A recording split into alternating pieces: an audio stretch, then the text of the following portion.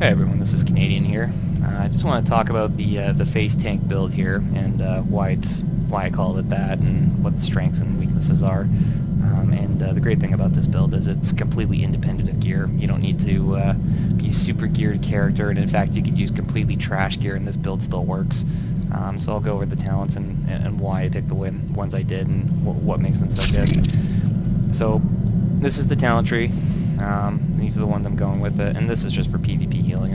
For PvE, you probably wouldn't want to use this one, but for PvP, it's just fucking amazing.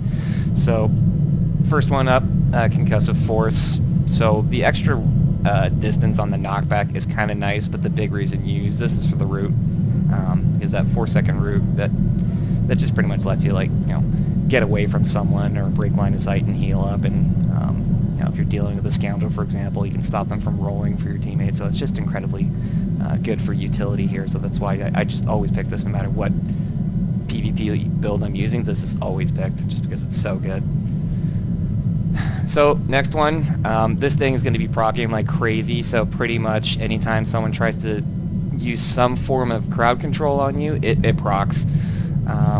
So it's pretty much going to mean that if you're getting tunneled, it just means you virtually have 10% extra healing just about all the time. You can also put yourself in a position where you burn a lot of your ammo out, and this thing is proccing like crazy so much that you could really run yourself dry, and one person, if they hit you with like a root and then a stun or something, it'll put you back to full ammo. So this thing's actually really good. So for PvP, it's just like a no-brainer. So this is a completely optional talent here, so you get a little bit of ammo back, and the big reason you actually want to pick this talent is for the alacrity for 6 seconds, because that speed boost is actually really strong. But this is a completely optional talent. You'll find it's not really the case because of the other talents feeding you ammo that you're really going to need this one for the recharge, basically. So you might find yourself in the odd position here and there where it might be useful to take this talent just for the regen, but the big reason you're taking this is for the alacrity here. So if you're caught in those moments where you just need to pump out a lot of healing very quickly, this is the main reason you use it. But you could pick something else if you wanted. So if you wanted to go with a suit FOE, for example, for a little more mitigation and some damage reduction, that would be a solid choice. Or if you want to look at just reducing the cooldowns and things you're going to be using all the time, that's also a really good choice. So the next tiers, there is no wiggle room.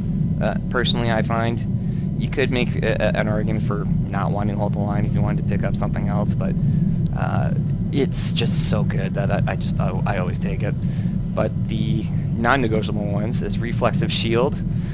Pretty much why you want this, the absorb you get on it is pretty nice, but the main reason you take this talent is for the reduction on your shield there, basically. That's the only reason you really take this talent. So next, combat shield. This one is super good.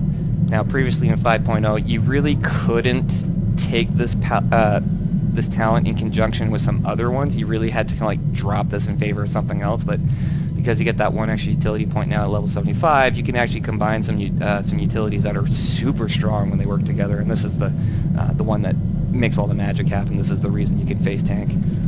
So basically, to talk about this one here, makes you casting immune for the entire time your reactive shield is up. So you can stand there and just spam healing, and you can have a couple DPS pounding on you. It doesn't matter. This talent is just so strong. So you got your casting immunity. It also increases all the healing you get by 20% as well. Now the beautiful part about this utility here is combat shield, reflexive shield, and trauma stabilizers all work together. So the more somebody beats on you, the more you're going to heal. The more someone beats on you, the quicker your shield is going to be up. And when your shield is up, it means you have more casting immunity, and your healing is going to be increased, and your damage reduction is going up as well. So it's basically, you want to keep reactive shield going for those moments that you need it for either casting immunity or damage reduction, because in conjunction those three talents all work together, and it's super strong. It's pretty common that even in terrible gear that if someone tunnels you the whole time when reactive shield is up, it lands about 130k heal. So you can actually put yourself in a position where you don't give a shit if you're healing yourself or not, because if reactive shield is up, it'll heal you for about 40 to 45% of your health if it's maxed out. So you can let yourself drop pretty low and this thing will top you off nicely. So strictly for mobility, Force March here, this is a no-brainer.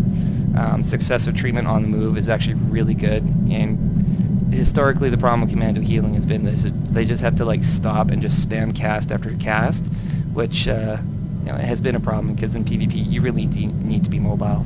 It's what made Scoundrel healers so good in early versions of the game, and well, at least in 5.0, Sage healers were really good because they could be a lot more mobile than any other healer, and still put out a good amount of healing while they were mobile. So another really important talent here is supercharged defense. You never saw anyone use this in PvP before, but now it's actually something that's really good. So the extra endurance and healing received is kind of negligible. The big reason you want to use this though is for the extra defense and the casting immunity. So between reactive shield, the casting immunity you get from reactive shield, and the supercharged defense, it means you have a really good uptime on casting immunity. So the only way someone's going to stop you from healing is if they stun you or knock you back, and you can use hold the line to prevent the knockback. So they basically have to CC you when one of these cooldowns is up, or they're not going to be able to stop you from healing.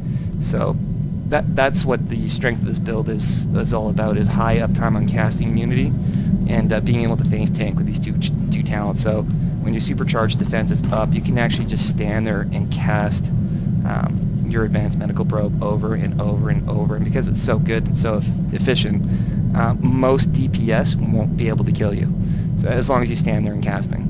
So you might have to throw some CC out there or just evade them or whatever, but for the most part, it's a face tank build. You can just stand there and as long as you keep casting, you're going to be fine. So that's basically the build in a nutshell. It's just rotating between reactive shield and your supercharged defense so you can get casting immunity.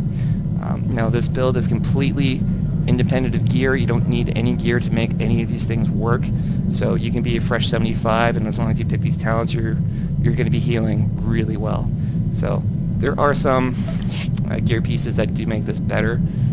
I found the the tactical that lets you move while casting the probe is, I think, probably going to be the best thing for PvP. Just walking around like this is so strong. But anyway, the gear doesn't matter for this build. Just to show you, I've put a couple videos up of me healing. My gear's been a little better since those, but I have completely crap gear. I have no set bonuses working at all.